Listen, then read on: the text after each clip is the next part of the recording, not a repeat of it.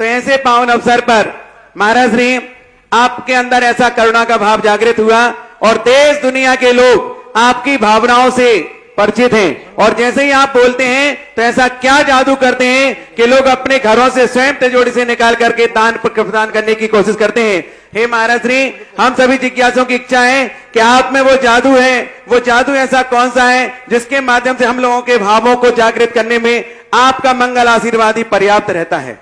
मेरे पास कोई जादू नहीं है और जादुओं से ये काम होते भी नहीं। जादू तो हिंसा है। एक करुणा, एक समर्पण। सर्वे भवन्तु सुखिना, सर्वे भवन्तु निरामया, सर्वे भद्राणु पश्यन्तु मां कश्चित् दुर्भाग् भवेत्। मेरे आचार्य श्री हमेशा एक बात कहा करते हैं। हम लोगों ने जब पूछा था, जब मैं विहार करने की स्थिति में था, तो कुछ सूत्र आचार्य से दिए। मैंने कहा सफलता का सूत्र क्या है? जो जनता के बीच में रहना है, जनता हमारी बातों पर विश्वास कैसे करेगी और मैं जो कहूंगा वो जनता कैसे मानेगी। तो एक आचार्य श्री ने कहा था, अपना निजी स्वार्थ रखना नहीं और किसी का अहित करना नहीं। तुम जो बोलोगे सारी दुनिया सिरोधारी करेगी। महाराज श्री बहुत पहले की बात है, बहुत पहले की बात। अपना निजी स्वार्थ रखना नहीं। तुम अपना कोई, ना तो कोई अपना कोई विशेष रूप से कुछ करना और ना सामने वाले किसी का हित करना नहीं, फिर बोले जाना। इसी प्रकार मैं जो बोलता हूं, मेरा कोई निजी स्वार्थ नहीं है, ना मेरा कोई तीर्थ क्षेत्र है, ना मेरा कोई पर्टिकुलर भारत में कोई तीर्थ क्षेत्र नहीं, ना कोई अकाउंट नंबर है, ना कोई मेरा मंदिर है और ना मेरी कोई कमेटी है, ना मेरी कोई संस्था है। और मेरा तो जहां जाता हूं वही मेरे हैं और जब उठ जाता हूं तो वे सब पराए हैं। इसलिए मेरा कोई निजी स्वार्थ नहीं और सदा मन में भाव आता है किसी का अहित नहीं हो, सबका कल्याण हो, चाहे वो मेरे से जुड़ा हो या ना जुड़ा हो, उसका भी कल्याण हो। भले मैं महाराष्ट्र गया था, नहीं गया था, लेकिन वहां की वेदना सुनकर के करुणा से बोला, सारे भारत ने स्वीकार किया। अभी देखिए, करुणा की जब बात आई, मुख्यमंत्री का समाचार आया कि महाराज से कहें गोदाजी के थ्रू के जैन समाज भी ऐसे लोगों के लिए कुछ सहायता दे। बस एक करुणा और दया के कारण से ही जब हम एक इंद्रिय जीव को बचाने के उपदेश दे सकते हैं, गायों पशुओं को बचाने के उपदेश दे सकते हैं, जब कोई गायों को काटता है तो उनको बचाने का उपदेश देते हैं, आज मनुष्यों के मरने की बात आई तो उनको बचाने का उपदेश देना हमारी करुणा है। और उसी करुणा के कारण लोग सब जानते हैं महाराज जी जो कुछ बोलते हैं उनका कोई निजी स्वार्थ नहीं है। वो पर्टिकुलर किसी एक क्षेत्र के लिए नहीं बोलते, पर्टिकुलर कहीं एक क्षेत्र से चंदा इकट्ठा करके किसी एक क्षेत्र को नहीं मिटाते, क्योंकि मेरा नल के पानी का त्याग है। नल का पानी क्या होता है? कुआं कहीं खोदता है और पाइप से वो पानी सप्लाई कहीं होती है, सप्लाई कर लिया जाता है। तो आजकल लोग कहीं से पैसा इकट्ठा करते हैं और पाइप द्वारा कहीं भेज देते हैं। और मेरा तो कुआं है, जहां जाता हूं वहीं कुआं खोद देता हूं और खूब जम के बनाता हूं, बाद में कुआं खुदा हुआ छोड़ के चला जाता हूं। यानी जब पहुंचता हूं तब भी खूब आ जाती है, इनकम आय हो जाती है।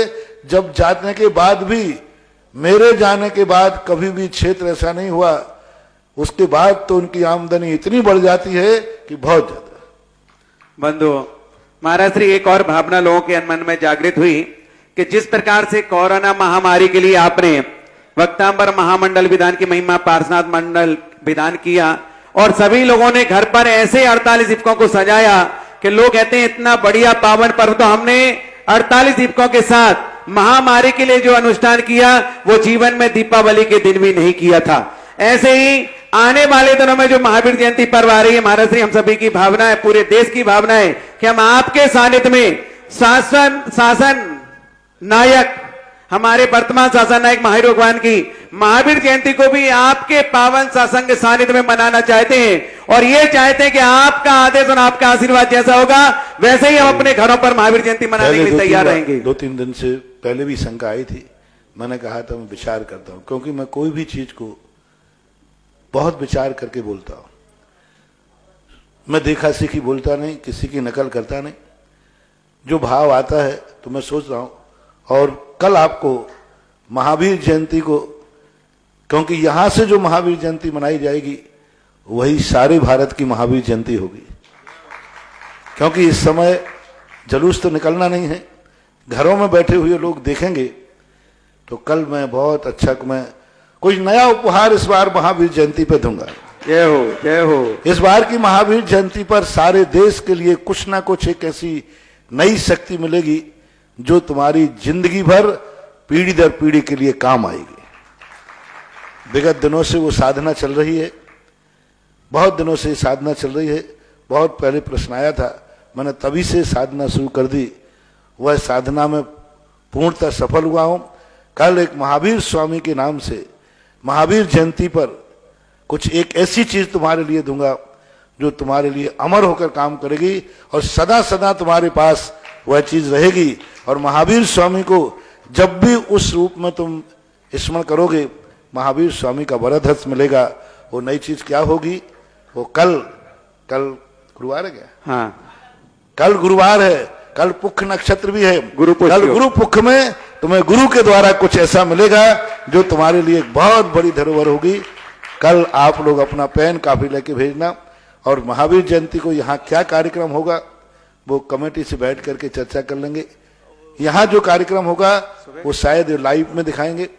हमें पूरा मैं तो बोल नहीं सकता लाइव के संबंध में, कमेटी बोले तो वो व्यवस्था यदि होगी तो आप लोग भी सब साथ में बैठ करके वह कार्यक्रम कर सकते हैं। क्या होगा वो निर्णय कमेटी करेगी, लाइव में आएगा कि नहीं आएगा ये निर्णय कमेटी करेगी।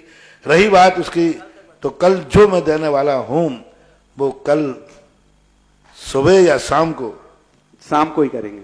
हाँ, शाम को ज्यादा गुरु अभी तो इस समय सब हाँ ठीक है, जैसा होगा तो कल इस बात को हम देंगे और बहुत अच्छी चीज देंगे। बहुत बढ़िया साधना से निखर के आई है, जो एक महावीर जयंती नहीं, इस महावीर जयंती के बाद जितनी महावीर जयंती मनाई जाएंगी सभी उसी रूप में और वैसे ही मनाई जाएंगी।